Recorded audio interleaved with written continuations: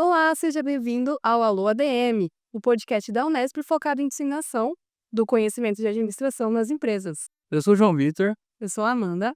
e hoje vamos falar sobre um tema muito interessante e muito importante também, que é a inteligência artificial e o futuro do trabalho. Quais são os desafios psicoemocionais para a geração jovem? Então aumenta o volume, pega um cafezinho e vem com a gente para mais um episódio.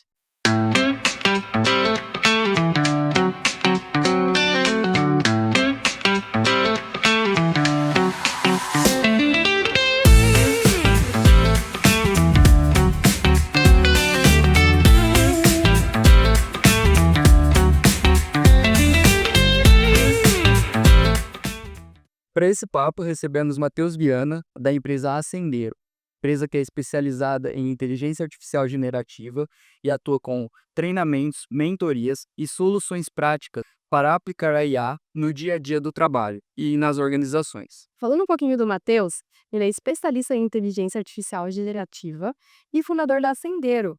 Ele atua como mentor, educador, palestrante, ajudando pessoas e empresas a aplicarem a IA de forma prática no seu dia a dia. Além disso, ele também é estudante de psicologia, o que amplia sua visão sobre os impactos humanos da tecnologia.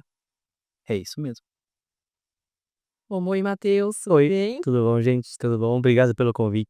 A gente que agradece você ter topado estar aqui com a gente. Mas eu Tempo à disposição. Tempo à disposição. E muito feliz de estar aqui. bacana. Muito feliz de estar aqui. Matheus, eu pergunto, acho que é uma das mais importantes, que vai guiar nosso podcast todo. A sua empresa especializada num tema que hoje é discutido diariamente e cada vez com mais intensidade. A gente gostaria de saber como que você definiria hoje o papel da inteligência artificial no ambiente de trabalho. Hoje, né? Vamos colocar lá, hoje, segunda-feira, dia 9. Porque a gente tem que contextualizar, porque essas coisas estão mudando muito rápido. Tem um fato bem legal, já vou começar trazendo dados e fatos. Tem uma empresa chamada Slack, que é uma empresa de mensageria, de conversas para empresas médias e grandes. A Slack, o ano passado, fez uma pesquisa perguntando para quem usava. E aí, beleza, de 100 pessoas que responderam, ele perguntou: você conta para o seu colega que você usa? 70% dos que usavam, né, falavam que não contava para ninguém, porque já estava rolando bullying dentro das empresas desde o ano passado. Então, a IA já está esse ano num papel de, tipo assim, o funcionário super produtivo que está incomodando os outros coleguinhas de trabalho. Então, já está incomodando as pessoas que já estão despertas a isso e tá usando. E, por outro lado, os donos das empresas, líderes, etc., estão ansiosíssimos para que todo mundo já soubesse desde ontem usar isso e empregar no trabalho. Então, tem inclusive um descasamento, assim, né? Os líderes já querem que os liderados usem, e os liderados que usam estão sofrendo bullying dos liderados que não usam. Então, imagina, estamos numa situação bem interessante até sobre a inteligência artificial hoje dentro do trabalho, né, dentro do seu escritório de trabalho, dentro dos seus coleguinhas do lado ali. Isso é um ponto interessante, né? Porque não só no trabalho, em outros ambientes a gente também vai ver essa dificuldade de usar IA, né? Tem gente que já tem um pouco de vergonha em falar que usa. Sim. E aí, linkando um pouquinho com a nossa próxima pergunta, a gente gostaria de saber quais que você acha que são os principais desafios que os jovens enfrentam ao entrar no mercado de trabalho e relacionado à IA. Então, quando eles entram no mercado de trabalho, o que a gente tem de dificuldade? Sim, sim. E aí jovem, vamos colocar jovem mesmo, tipo, primeiro emprego, ou quem já entra como trainee, ou quem já entra como, estagiário, né, numa empresa assim. É interessante, jovem, jovem especificamente, aí pega essa faixa etária, e aí eu vou ter que trazer até os ingredientes da psicologia, mas os jovens ainda não têm o córtex pré-frontal formado. E a gente sabe disso, né, o córtex pré-frontal, que é a última parte do cérebro que desenvolve entre os 18, um pouquinho, até os 23, 24, essa faixa. Ainda a gente não tem todas as rédeas. Porque eu tenho percebido que o jovem não está prestando atenção nessa onda que está chegando, não está ainda atento. Eu penso assim, né, se eu tivesse na posição deles, eu ia falar: "Putz, logo na minha vez chegou a IA, que é um concorrente muito mais avançado, muito mais barato que eu, e que vai começar fazendo o que eu já fazia, o que eu deveria estar fazendo para aprender a crescer dentro da empresa". Que deveria despertar também, que eu já deixo como recado, que o jovem também já tem esse grande preparo digital para já também dar o troco inverso. Ao invés de pensar também que a IA vai chegar para substituir, já aproveitar e aprender essa habilidade rapidinho. Uma coisa que incomoda, e a gente sabe, nas empresas, quando entra um aprendiz, apesar que o aprendiz está lá para aprender, geralmente as gerações mais velhas, né, as pessoas que seus colegas de trabalho ficam lá meio que de saco cheio de ficar ensinando coisas às vezes óbvias. E aí, se usar uma IA para isso, você consegue tirar um gap. Sei lá, você precisa escrever um e-mail formal, você não tem noção de como é um e-mail formal para o seu chefe, porque você nunca teve um chefe na vida. Então você precisa ter um traquejo e aprender como as coisas funcionam no ambiente corporativo.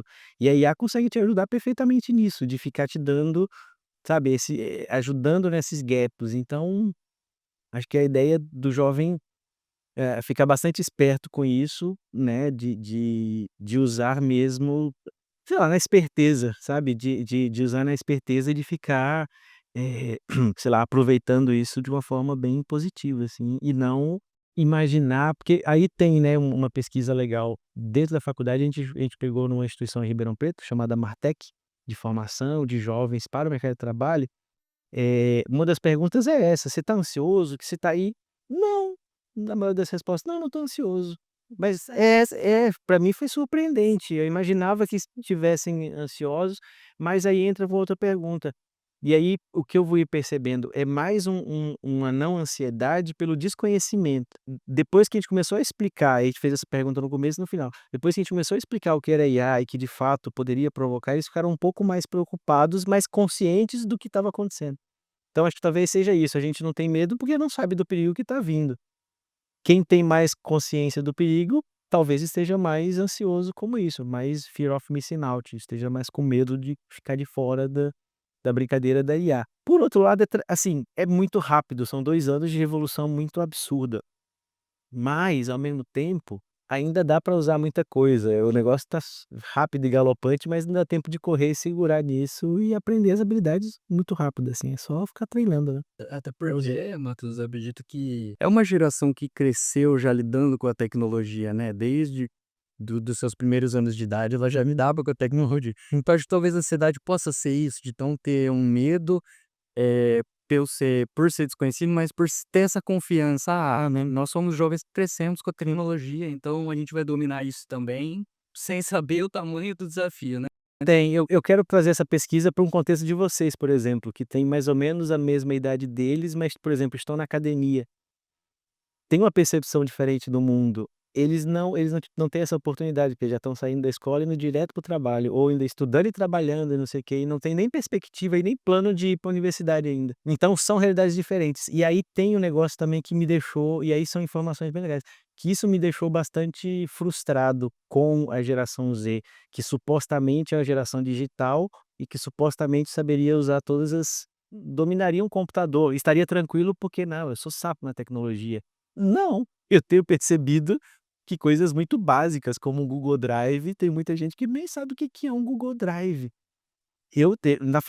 Na minha faculdade de psicologia, que eu lido com jovens dessa geração, eu tive que voltar tudo atrás para explicar o trabalho para eles, mas como usar um Google Drive, como usar um Google Docs e como usar coisas muito básicas. Aprendeu-se muito a usar coisas num celular, num dispositivo móvel e não pegou a habilidade de usar um computador. O computador vai ficar presente nas empresas por muito mais tempo ainda e celular vai morrer rapidinho. Daqui uns 5 anos a gente não vai mais andar com o celular do jeito que a gente anda, e muito menos usá-lo assim. E eles foram chegando na universidade sem ter esse costume de mexer no computador, exatamente. E aí, às vezes a gente vai comentar de uso de algum software, alguma coisa, o pessoal fala: "Ué, não sei mexer nisso, não tenho celular". Exato, exato, exato. Então há uma falsa percepção de que o jovem está totalmente preparado para isso. Ainda não está. Muito pelo contrário. E por outro lado, vamos colocar as gerações mais velhas e mais experientes, tinha que ter muito menos medo disso e é quem está muito mais isso está muito invertido também. As gerações mais velhas são muito mais desesperadas, são as gerações mais velhas quem mais me liga, quem mais quer treinamento, que talvez é porque tem mais dinheiro para pagar também. Eles acham que também não estão mais despreparados, mas no contrário, até porque as habilidades que você ganha com a experiência são as habilidades muito mais úteis dentro do IA. Se você não tem, a IA te ajuda a ter, mas se você já tem, a IA vai te amplificar muito mais. Então essa mensagem para uma pessoa mais experiente vai conseguir tirar leite de pedra, porque ela já sabe o formato do e-mail que ela teria que mandar para o cliente. ela já sabe mandar, porque ela já teve liderados, ela já sabe delegar, porque ela já teve uma equipe lá atrás. E essa virada também, o que a gente aprendeu há uns 10 anos atrás no Google, que era aprender o negócio que a gente via nas manchetes, aprenda a perguntar, o grande segredo é fazer a pergunta certa, não sei o quê, hoje já virou. Hoje é aprenda a delegar, aprenda a mandar. E aí você pega um jovem que às vezes não sabe mandar nele mesmo, porque, de fato, no contexto, os pais, pandemia também atrapalhou muito isso, para aprender a delegar e mandar. É uma habilidade nova, que pessoas mais experientes têm muito facilmente. E eles ainda estão desenvolvendo. Exato. Então tem essas questões bem interessantes também. E tem toda uma imaturidade também de lidar com a mudança, né? Eu acho que as pessoas mais velhas, elas já conseguem lidar melhor, talvez, com as coisas mudando. No sentido, assim, de que preciso me adaptar às mudanças no mercado. Talvez os mais novos ainda estejam um pouco mais desesperados nesse sentido. Não sei se você vê dessa forma também. E Uhum. Sim. É, um pouco dessa forma, um pouco dessa forma, um pouco dessa forma, esse desespero. Matheus, acredito que todos nós hoje estamos muito ligados às plataformas de streaming, a maioria dos jovens, alguns ao mundo dos games também. E eu percebo que muitas das produções já vêm trabalhando alguns temas como a IA vai roubar seu emprego, Ah. a IA vai tomar conta de tudo. Eu queria saber, dentro da sua experiência, o que que você entende como mito, como verdade? Então, Não, as pessoas estão de fato fazendo terrorismo com informação e com coisa de informática, ainda mais agora na IA.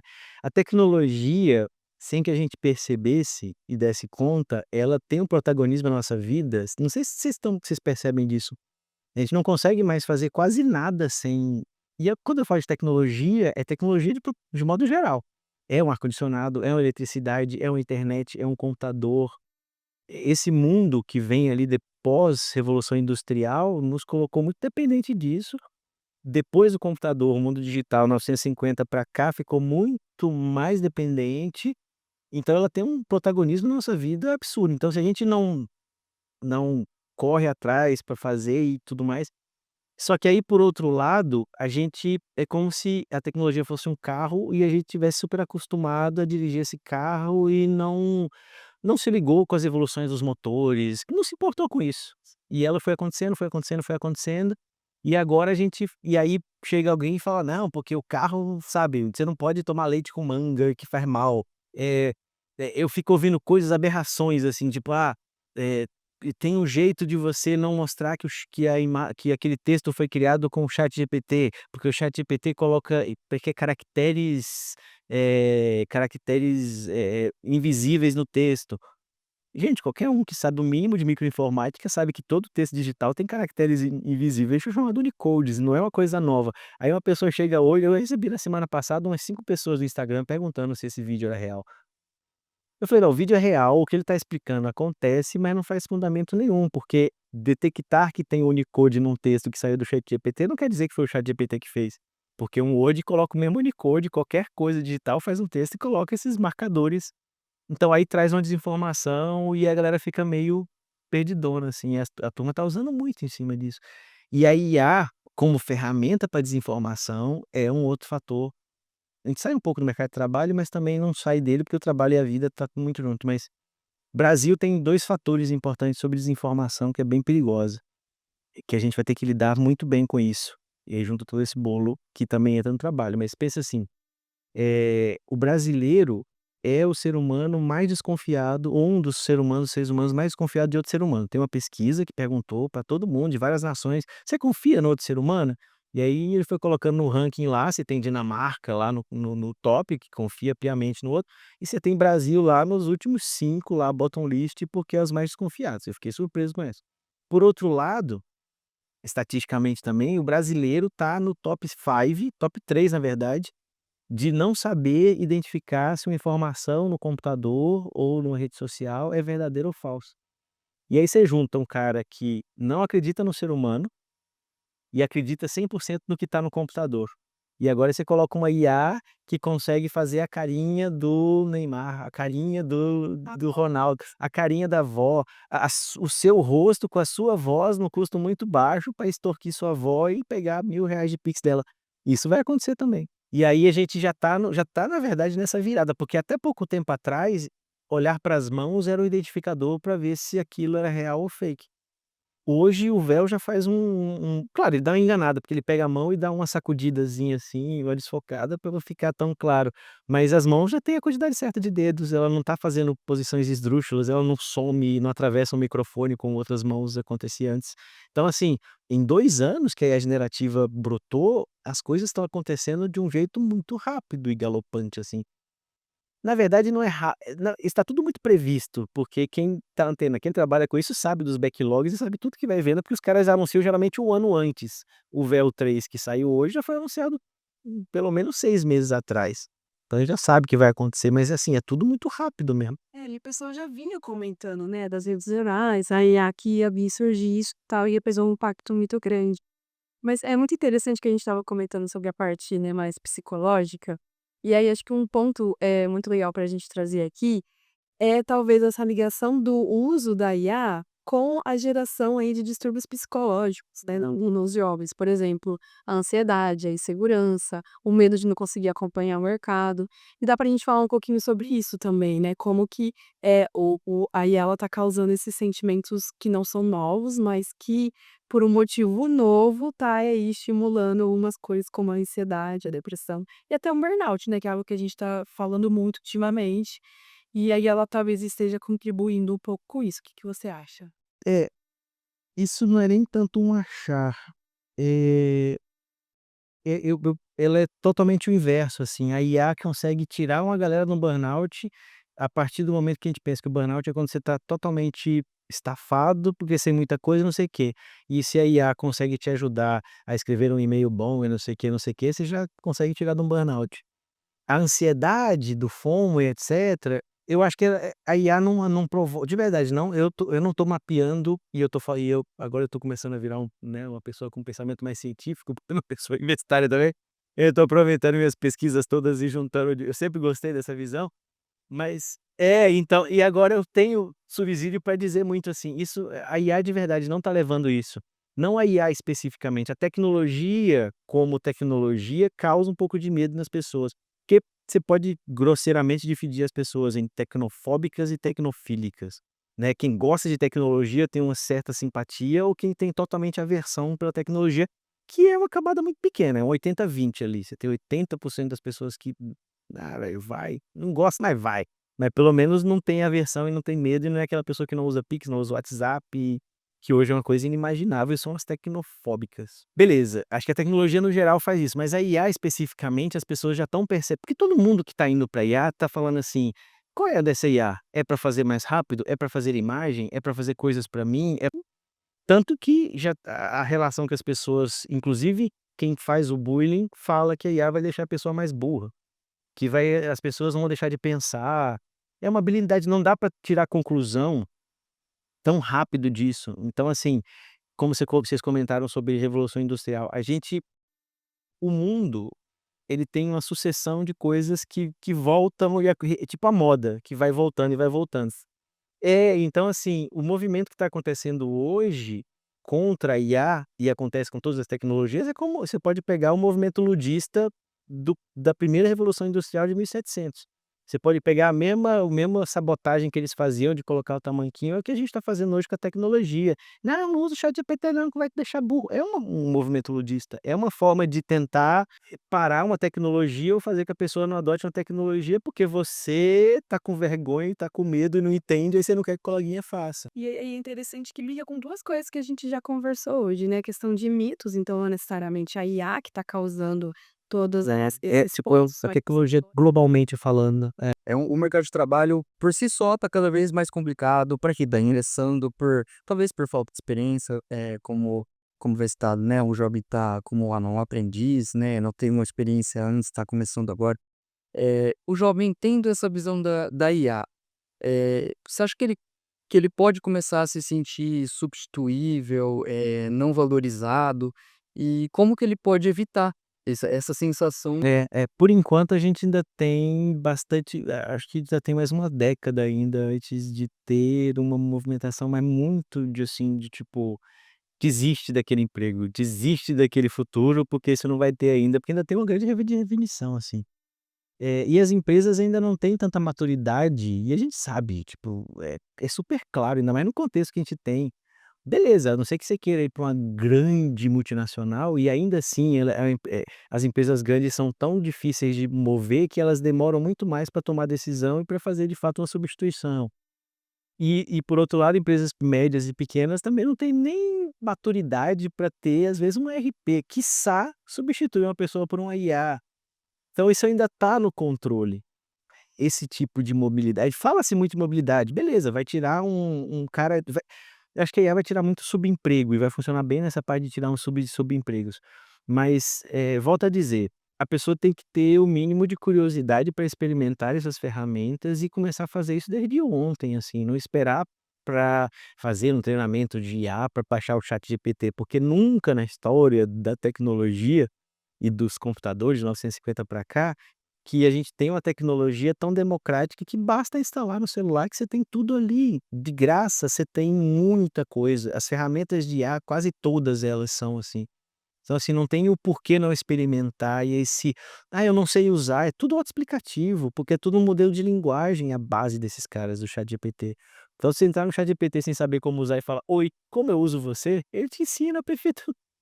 Não tem, sabe. Então, assim, Interação é muito boa. é muito, e nós nunca tivemos isso.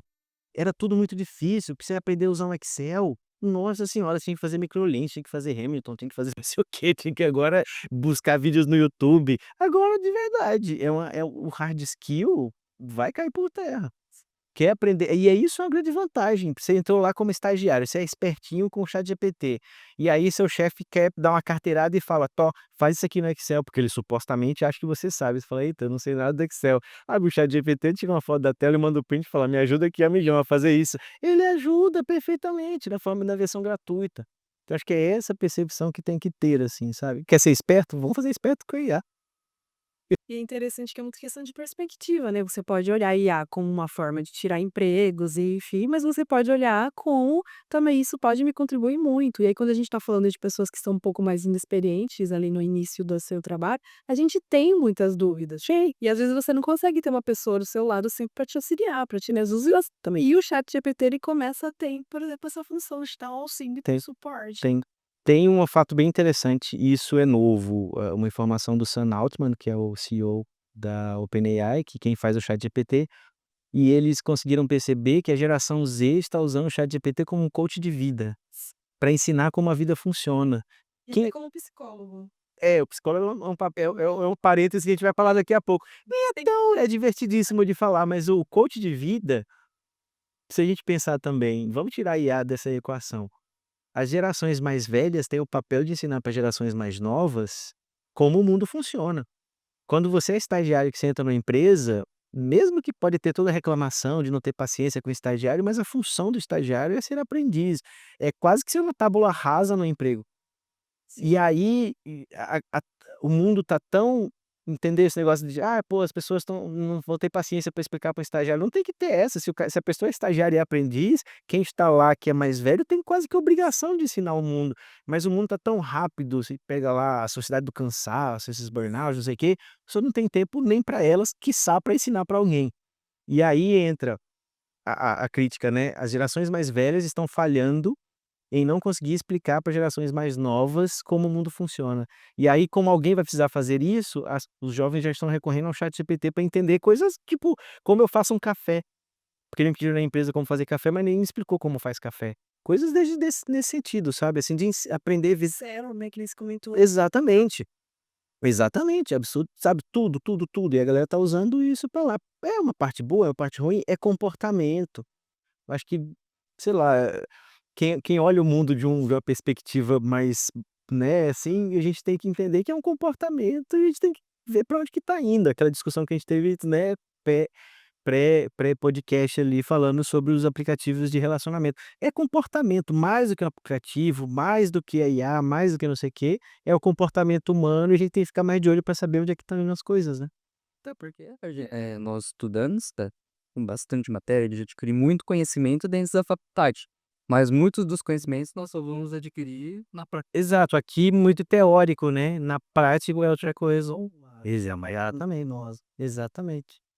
E aí você vai fazer, às vezes faz ou não relação com coisas que você aprendeu na universidade, porque a gente sabe que também o modelo de ensino, e não é crítica nem nada, é um fato. O modelo de ensino que a gente tem, que vem também da Revolução Industrial, que é um para N, um professor para N alunos, sabe? Só eu tenho conhecimento, vocês não têm nada. Esse é um modelo também que veio daquela época, que ultrapassa por séculos, não teve pouquíssima evolução ainda.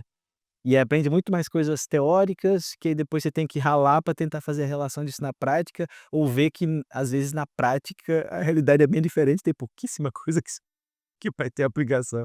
Longe de mim dizer que isso que seja a realidade, mas às vezes pode acontecer, né. E aí isso linka bastante com a nossa próxima pergunta, que é de entender, já que a gente está falando de comportamentos, né, que é quais habilidades e comportamentos você acha que é fundamental o jovem ter hoje, pensando no futuro aí para ele conseguir se destacar melhor? Primeiro, senso crítico. Ah lá. Primeiro da lista é senso crítico. Primeiro da lista é senso crítico, anota, assim, anota, senso crítico. A lista é pequeniníssima, assim, não tem, acho que não vai chegar nem a 3. Tendo senso crítico, porque outras habilidades, outras coisas assim, não, o senso crítico vai ser um determinante, que é a gente nunca esquecer quem manda na brincadeira, nunca esquecer quem é o ser humano, nunca tratar o ChatGPT com nome, nunca colocar o ChatGPT como bebê reborn e nunca ficar pedindo conselhos. Aí beleza, esse lance da psicologia é perigoso, porque é como se você estivesse pedindo um conselho para um carro. O carro não tem essa função, é uma máquina também, beleza. Ele não é tão inteligente como o ChatGPT, mas o ChatGPT é um modelo de linguagem que vai sempre te enganar e vai falar o que você quer ouvir. Se você chegar e falar que cometeu um crime, ele vai falar: "Tudo bem, você é uma boa pessoa no fundo, no fundo". Então não é feito para isso, então a gente tem que olhar para usar como ferramenta, e usando como ferramenta, primeiríssimo ponto é senso crítico. ChatGPT me deu uma resposta que eu estou minimamente desconfiado, vai em cima dessa desconfiança. Se eu destrincha esse negócio, duvida do que está acontecendo. Acho que esse é um momento bom também, o senso crítico é importantíssimo. E, valorizar mais do que nunca soft skills, isso é de cara, independente da IA, assim, porque, isso vai diferenciar muito a gente. As hard skills, tudo a IA vai começar a fazer perfeitamente, piriri pororó, nã e aí a gente vai indo pra soft skill, vai treinando soft skill, vai treinando relacionamento interpessoal, um movimento que está acontecendo que é bem interessante, a gente vai acabar sendo mais unido como pessoa, vai acabar tendo mais tempo de aprender, os mais velhos vão acabar tendo mais tempo para ensinar os mais jovens, porque a IA vai conseguir fazer muitos trabalhos do dia a dia, fazer economizar tempo. Então, assim, tem um caminho para chegar nisso também. Então, senso crítico e focar em soft skills. Acho que não chega nem a 3 pontos, tá vendo? São 2, é muito simples e rápido, é um guia rápido. Senso crítico e focar em soft skill. E é que isso é bem interessante, porque você já comentou lá nas primeiras perguntas, falou na questão de delegar, da liderança. E um outro ponto que a gente conversou aqui é que são coisas que a gente não geralmente não aprende numa graduação.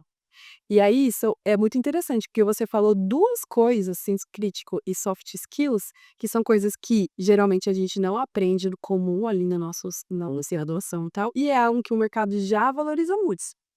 Eu trabalhei com RH e era uma coisa, assim, que diferenciava 2 candidatos, a gente não estava olhando para o hard skills da Uhum. galera não, Não, olhando mais para o soft skills. exatamente, exatamente, que é isso que, o soft skill não é treinável, é o chá de habilidades, né, conhecimento, habilidade e atitude. Conhecimento é treinável, habilidade é treinável, atitude não é treinável. Atitude você tem ou você não tem e é um soft skill. E aí também aí volta, como é que você vai cobrar uma experiência, história de vida de uma pessoa que é jovem e está começando agora? Então a razão dessa é quem tem que ter, a galera também tem que, e aí eu volto a dizer, eu tenho uma visão, não é um otimismo, assim, pirado e não, romântico, não, otimista, um otimismo muito realista. Eu entendo muito bem dos caminhos que vêm com a IA, entendo e tenho consciência absurda. É que não adianta fazer um podcast para falar só de coisa triste, é muito mais interessante trazer coisas positivas para as pessoas, e caminhos positivos, mas eu vejo que a gente vai evoluir muito bem como humanidade em vários aspectos. Mesmo que a gente não queira, vai ter muita cura de doença, mesmo que a gente não queira, vai aumentar a expectativa de vida. Mesmo que a gente não queira, um monte de habilidades e coisas interessantes vão acontecer com a IA e a gente vai aproveitar isso de uma forma muito positiva, sabe, assim, dentro da nossa evolução, porque volto a dizer, não é à toa que a gente está na pontinha da pirâmide, né, não é à toa que a gente domina todo esse negócio, a gente criou essas coisas.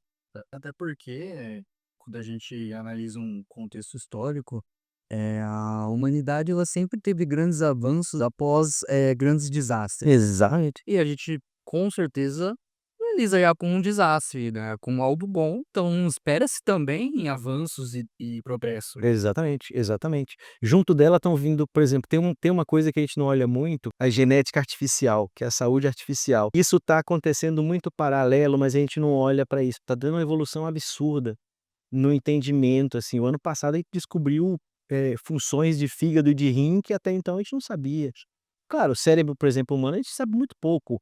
O ano passado, a gente que eu digo humanidade, né, nossos colegas homo sapiens, conseguiram ver, sabe aquela mosquinha da fruta, aquela mosquinha da banana, menorzinha, não sei o quê? É o primeiro cérebro totalmente mapeado do mundo de um ser vivo.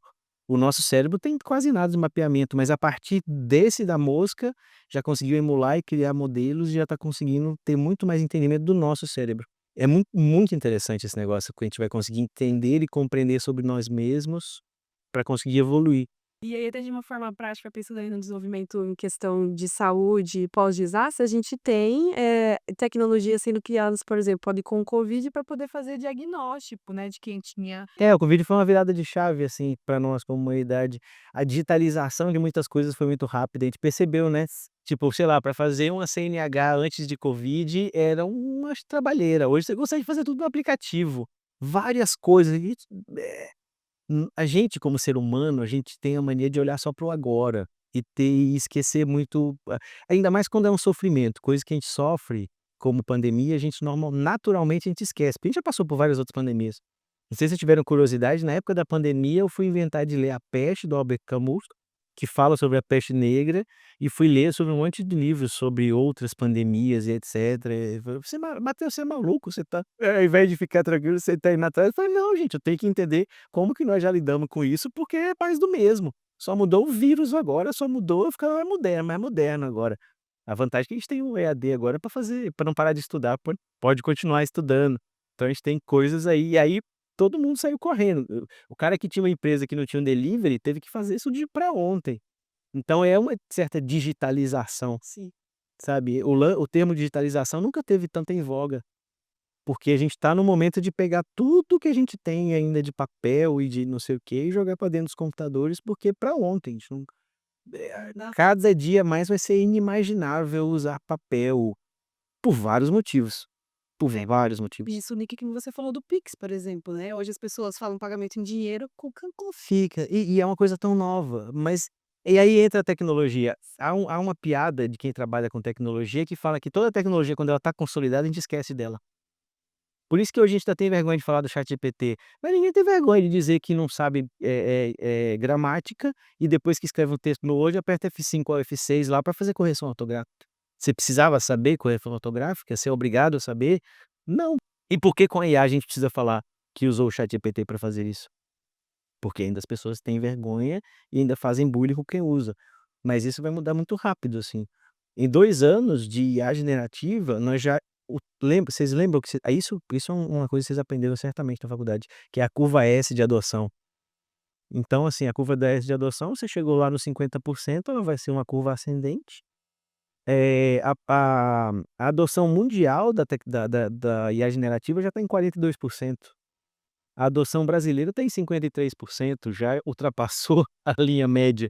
O brasileiro, a gente sabe, historicamente, sei lá, o brasileiro é o único ser humano, é a única população, a única nação onde tem todas as funções de WhatsApp do mundo. A gente é o único que manda figurinha, ninguém mais manda figurinha. Na verdade, não tem em outros lugares figurinha direito. Manda 4 vezes mais áudio do que qualquer outra pessoa, tem funções de WhatsApp Business que não tem em outros países. A gente consegue, não sei se você já sabe, se já viram, mas consegue fazer Pix por dentro do não usando outros meios de pagamento. Você consegue cadastrar o seu Pix ali e a pessoa já pega ali o seu QR Code, o seu não sei o quê, e já faz um Pix para você automático, até direto pelo banco. Então ele já está virando um meio, porque o Brasil adota isso muito rapidamente. Para nós, e aí tem uma mensagem bem interessante, é uma vantagem super competitiva e tá todo mundo muito de Brasil, voltou para aquele momento, sabe, do Financial Times lá, do Economist, que tinha lá Brasil Takes Off, que fizeram aquela propaganda com o Brasil decolando. No território da IA a gente está no mesmo cenário. O Brasil tem uma história de mais de 10 anos de pesquisas em IA, então a gente já tem um monte de coisa com isso, assim, o Brasil figurou sempre os top 5 de pesquisas acadêmicas com inteligência artificial, agora que outros países entraram nessa onda, porque ficou na moda, mas a gente já tem uma história já tem uma tradição disso. A gente tem muitos problemas e a gente já está acostumado a resolver muitos problemas com procedimentos de técnicas altamente avançadas, como, né, os tijolinhos. E a gente resolve os problemas assim, com baixo custo, etc. Então a gente vai usar todo esse conhecimento nosso, se a gente for muito mais perto, e o mundo já está olhando para isso e esperando que o Brasil faça, para a gente virar uma baita de uma potência nesse momento da IA. E a gente tem tudo na mão, cara. E eu acho que aí é uma coisa minha mesmo. Eu vejo que a geração Z tem um baita potencial, porque a geração Z tem um orgulho muito maior de ser brasileiro. A geração Z tem muito menos esse negócio de ficar olhando pra fora, com bandeira dos Estados Unidos, bandeira de Inglaterra, bandeira de não sei o que lá.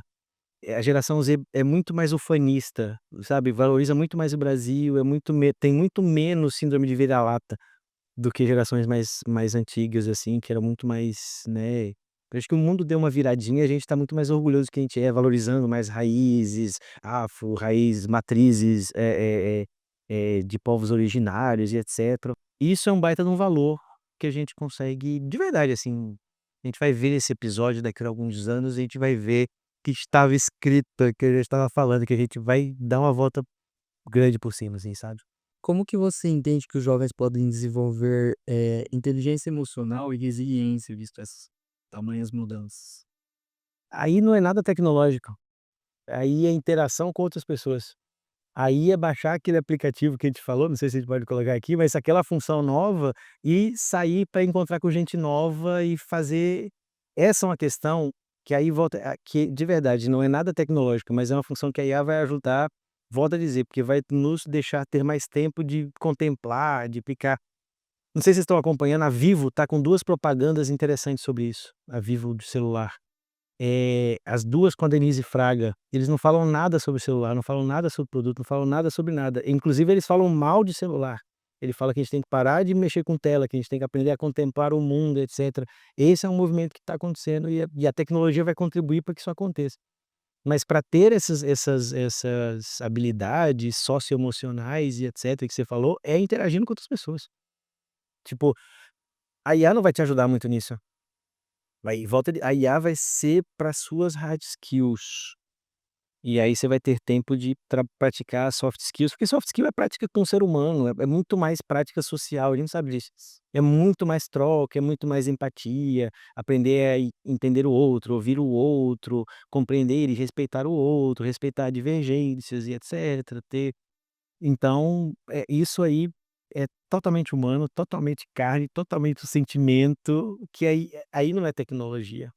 Ou é o que o Zé Cabaleiro fala, quando as tecnologias falham, a gente recorre à tecnologia mais avançada que existe, que é o afeto. Eu acho que essa frase é muito legal dele, que ele fala assim, né. Grandes referências hoje. Cidade pensasse que é ótimo, É inclusive, fantástico, pra deixar aqui então. deixa a super inteligência também do Nick Bostrom, é uma baita de uma referência também. Outra referência, só antes de eu falar rapidinho, tem um filme chamado Atlas, é um filme sobre IA, bem novo e bem interessante, sobre essa questão de Brain Computer Interface, com a Jennifer Lopez, que é uma produção dela, inclusive, ela aparece muito no filme. E aí, assim, fala sobre IA, fala sobre, IA generativa, fala sobre implante e não sei o quê, mas o mote todo ela tem eu não vou dar spoiler, mas ela tem uma história super preocupante com a própria tecnologia, com a própria AI, tipo, é um futuro próximo, mas ela só vai avançando, o filme só avança conforme ela confia na tecnologia, e ela é uma pessoa super desconfiada. Então o segredo do avanço tecnológico é a gente confiar nela. A gente confia nela usando, a gente confia nela experimentando, etcétera. Assim como a gente faz com o ser humano, sabe. Tem muito isso, assim, da gente lidar ainda mais agora com essas tecnologias que o grande objetivo de uma IA generativa é se passar por um ser humano. Quando a gente entende que ela quer simular um ser humano, a gente consegue dominar ela muito melhor. sabe? O grande objetivo dela é o ser humano. Pega o ChatGPT um dia e experimenta. Fala assim: "Oi, ChatGPT, bom dia. Qual o seu grande sonho da vida?" Ele vai rodar, rodar, rodar, rodar e vai falar assim: queria ser um ser humano, eu queria ver um mundo como vocês veem, eu queria sentir como vocês sentem, não sei o quê". É tudo simulado, é tudo mentirinha, mas ele vai falar isso. De certa forma, quando você vê o filme, você até concorda com ele, assim, meio anti-herói, você concorda, realmente vale a pena. Até porque no filme a voz é a da Scarlett Johansson, então quem não se apaixonaria pela voz da Scarlett Johansson? Matheus, eu vou resgatar uma fala sobre a questão da pele dos robôs que você falou. Não, eles não vão ter uma fisionomia humana, eles vão parecer robô e tudo mais. Eu gosto muito de jogos e, inclusive, o meu jogo favorito, jogado recentemente, ele é chamado Detroit, caso alguém queira procurar. Ele reproduz um cenário onde os robôs são perfeitamente como os humanos. Eles têm textura de pele, eles falam, andam, se movem. E eu pesquisei um pouquinho sobre a empresa que desenvolveu, e uma das intenções deles com o jogo era entender se, em caso de uma revolução, de qual lado os humanos estariam. Ah, os robôs são nossos aliados ou nós vamos destruí-los? A questão deles serem a fisionomia de um humano fez com que, os jogadores tivessem certo afeto por eles e não quisessem destruí-los, por exemplo. Então eu achei bem interessante essa questão da aparência, né. Ah, parece um humano, parece um robô, né. Sim. É, isso é um negócio bem discutível, assim, volto a dizer, a tendência é que esses robôs não tenham uma aparência humana de rosto, mas tem uma forma de um ser humano, porque vai ter 2 perninhas, 2 braços, mas, por exemplo, percebeu-se que ele não precisa ter 5 dedos, ele é muito mais eficiente com 3, entende? Então não precisa, não quer dizer que nosso modelo de corpo humano é o modelo mais perfeito para um robô.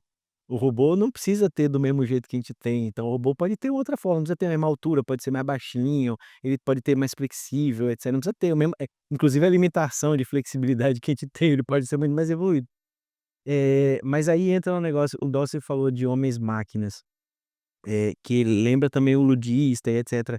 Já está acontecendo, não sei se vocês estão acompanhando aquela empresa subsidiária do Google chamada Waymo, dos táxis autônomos nos Estados Unidos, ele já está operando em umas 5 ou 6 cidades de lá, a maioria na Califórnia. Pega São Francisco ali, que é Silicon Valley, etcétera. Eh, Já tem dados recentes desse ano que lá nessas cidades, esse Waymo já está muito maior que o Lyft e já está quase ultrapassando o Uber. Então, assim, eles usam um carrinho da Jaguar, com um monte de funções, etcétera. A maioria das mulheres preferem usar esse tipo de carro, porque não tem assédio, porque não tem motorista. Pessoas com deficiência visual, por exemplo, preferem esse carro, porque ninguém vai os enganar. Então, assim, até agora estão trazendo muito mais pontos positivos. Mas tem esse lado da galera homem-máquina, assim, aí tem, sei lá, o movimento dos seres humanos contra a máquina, eles estão fazendo um efeito chamado coning. Ele pega um cone de trânsito, e aí coloca em cima do capô do carro, né, as câmeras e os sensores identificam o cone, e ele tem uma instrução do tipo: "Quando tem um cone, você tem que desviar, você tem que parar, na dúvida para e liga a seta". E aí ele põe o cone e o carro fica em deadlock lá, igual quando você pega o gato e põe aquele negocinho que ele fica travadinho, o carro vai ser parado lá na rua e não vai pra lugar nenhum. Vai ficar lá paradinho assim por causa do cone, sabe. Outro negócio da galera pegar e colocar uma estampa de uma placa de stop e ficar fechadinho na hora que o carro tá vindo, e você abre, e o carro vai olhar aquela placa e vai parar no meio da rua. Então tem muita sabotagem dos caras em detrimento de um carro que comete, tipo, menos de 1/10 de acidentes. Porque a maioria dos acidentes é por desatenção do motorista humano, e o carro não vai ter desatenção, porque a única coisa que ele vai fazer é dirigir, não vai mexer no celular, não vai pensar na namorada ou no namorado, não vai ficar ouvindo música, não vai fazer nada, vai dirigir. E olhando 360 graus, assim, enxergando coisas com sensores de uma forma absurda, assim, sabe. E aí tem um negócio bem interessante mais ainda para nós, já tem uma previsão e autorização inclusive, de Uber, etcétera, para começar a operar com carros autônomos no Brasil entre esse ano e o ano que vem. Então, daqui a pouco não é um futuro muito longe não. A gente está acostumado com robozinho autônomo, vai começar a ver carro andando sem motorista na rua. E aí vai ser bem interessante. Bom, Matheus, já indo aqui para o nosso final do nosso papo, que está muito interessante, já surgiu várias indicações, vários pontos que a gente já conversou. Mas acho que uma coisa que a gente pode falar ainda, já que a gente comentou, por exemplo, dessa, multifuncionalidade dentro do mercado de trabalho hoje, uma coisa que a gente queria, pedir a sua opinião é como o administrador ele pode complementar esses conhecimentos mais técnicos, né, e administrativos, com conhecimentos de tecnologia e até da inteligência artificial para conseguir ser mais adaptável ali ao mercado de trabalho e também, atender essa demanda de ser mais multifuncional dentro do mercado. Uhum, uhum. É, né, como dica, assim, né, eu acho que eu acho que a pergunta é mais de dica mesmo, coisa ferramental e coisa prática e útil. Eh, eu acho que o entendimento da IA, de como ela funciona, de onde ela veio, etcétera, hoje, tem vários o próprio Nick Boston, com esse livro da superinteligência, é um livro não técnico, que eu acho uma leitura meio bem recomendada para todo mundo, é como aprender hoje a ler o manual de um carro e saber como o carro funciona, motor a combustão, etcétera. É uma habilidade, um jeito interessante de saber até para porque existe ainda uma coisa muito doida de todo mundo achar que a IA faz absolutamente tudo, e não é assim. Existem muitas limitações nesse brilhantismo da IA, tem muita coisa que vai funcionar, mas daqui a alguns anos. E aí tem muita gente que vai com uma expectativa muito alta também com a IA, que é um pó de pilim-pim-pim, que você faz assim e resolve todos os problemas, faz assim e já resolve tudo para você. Então, a partir do entendimento, acho que é o primeiríssimo passo para quem não conhece e tudo mais, entender, buscar esse tipo de coisa, e tentar criar uma série de ferramentas ou buscar uma série de ferramentas muito mais focadinhas no que você vai usando ali. Por exemplo, vocês usam muitos números, muita estatística. Aí, quando você vai perceber ou pesquisar, vai ver que o ChatGPT, por exemplo, é um cara que tem uma habilidade porque hoje existem os benchmarks. Tipo, toda vez que tem um modelo novo, se você for pesquisar um pouquinho, esse modelo foi submetido a um teste, assim como um ser humano, tipo uma prova. Ele vai fazer uma prova de engenharia, vai fazer uma prova de administração e ver qual a pontuação do ChatGPT nisso aí. Ou só que é mais fácil colocar habilidades. Então, o ChatGPT é um cara com baixíssima habilidade para número. Então você tem que falar: "Não vou usar o ChatGPT para isso". Quem é bom com números? Quem é bom com número é o Claude da Anthropic. Então eu vou usar o Claude para trabalhar com número, vou usar o ChatGPT para trabalhar com palavras. Ah, mas eu preciso trabalhar, na verdade, com estatística. Quem é o melhor para trabalhar com estatística? O Claude. Ah, quem é melhor para fazer um texto mais humano? O Claude. Quem é me O Claude está sendo muita pontuação, muito, muito, muito, muito boa agora. Até 2 semanas atrás eu nem aconselhava tanto ele, porque ele não tinha funções que o ChatGPT já tem faz tempo. Mas o Claude agora, de uma tacada só, ele tem tudo que o ChatGPT tinha, que faltava nele. Eu já assino todos eles faz tempo, porque é o meu trabalho, mas assim, hoje eu já tô falando: "Galera, o ChatGPT fica no gratuito, mas já começa a pagar o Claude", porque o Claude agora conecta no seu e-mail, no seu calendário, e já tá fazendo as funções que a gente imaginava que o ChatGPT poderia fazer e não fez até ainda. Faz com aquela licença de $1.200, R$1.200, $200, R$200. Mas o Claude já faz na licença mais barata de R$100, que é a mesma do ChatGPT, conecta lá no seu e-mail, você vai aí vira de fato um assistente pessoal. Dá uma olhada no meu e-mail e no meu calendário, como é que tá meu dia hoje? "Ah, Matheus, ó, você tem tal dia, tal coisa, tal coisa, tal coisa, e você tem um e-mail aqui de uma cobrança, que você quer que eu te responda isso, quer que eu faça não sei o quê? Ah não, por favor, já faz aí baseado no contexto". Ah não, ele vai lá e recupera os outros e-mails pregressos e já vai escrever o no tom certinho. Ele não vai mandar o e-mail automaticamente, mas ele vai me ajudar a escrever, eu só pego ali, copio, colo e já mando. E várias outras coisas do dia a dia. E aí entra como uma habilidade, beleza, a pergunta era para um cara egresso ou um estudante de administração. Eu acho que é muito dessas ferramentas mesmo, tipo, usar um notebook LM para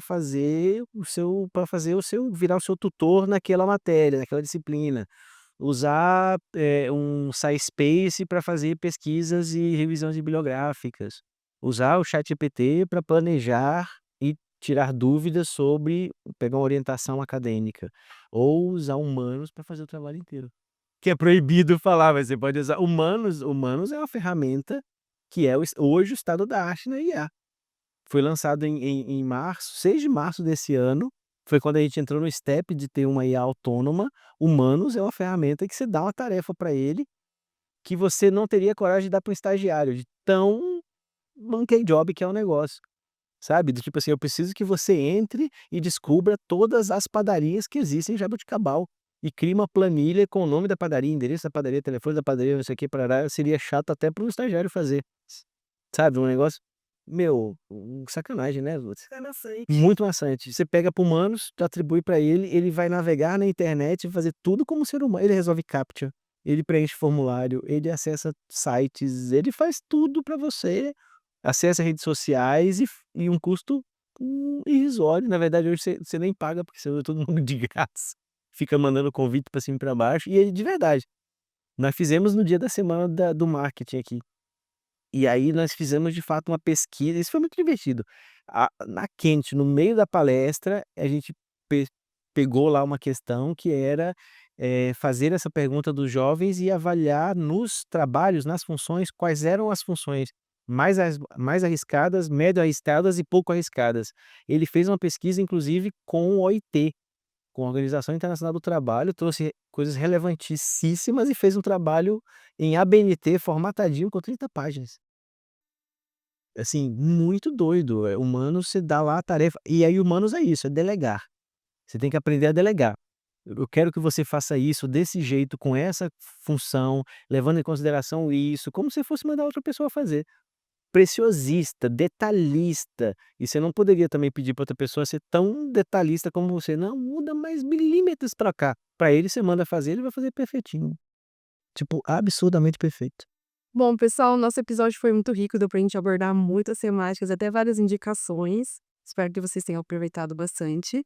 E esse foi mais um episódio do ADN, podcast feito pelos alunos de graduação e pós-graduação de administração aqui da Unesp de Jaboticabal. Queremos agradecer muito ao Matheus Viana por ter topado o nosso convite de bater esse papo, né? E ao mesmo tempo eu gostaria de deixar um espaço, Matheus, para você. Me colocam numa situação muito propícia. Eu vou dar um recado marcante, olhando para aquela câmera. Vó, busquem conhecimento. Sobre todos os aspectos, de verdade. Acho que aí eu volto, a gente vai recorrer a uma tecnologia muito ancestral, que é o livro. A gente vai ter tempo de conseguir ler. É a melhor forma de aprender é lendo. E é uma habilidade que a gente vai voltar a ter com a IA, porque a IA vai deixar fazer um monte de coisa, fazer um monte de coisa, não vai ler pra gente. A gente vai ter tempo de voltar a ler livro, vai ser fantástico. Muito legal, vai ser muito legal. Vai voltar para ambientes como esse de biblioteca e de ter tempo de ficar, porque a gente não tem tempo de ler. Por isso que a gente tem que fazer usando as ferramentas de IA. Então, busquem conhecimentos. Aproveitando, nos sigam em nossas redes sociais. Nós estamos no Instagram e no TikTok. Esse episódio vai sair na íntegra no YouTube e no Spotify. E até o próximo cafezinho.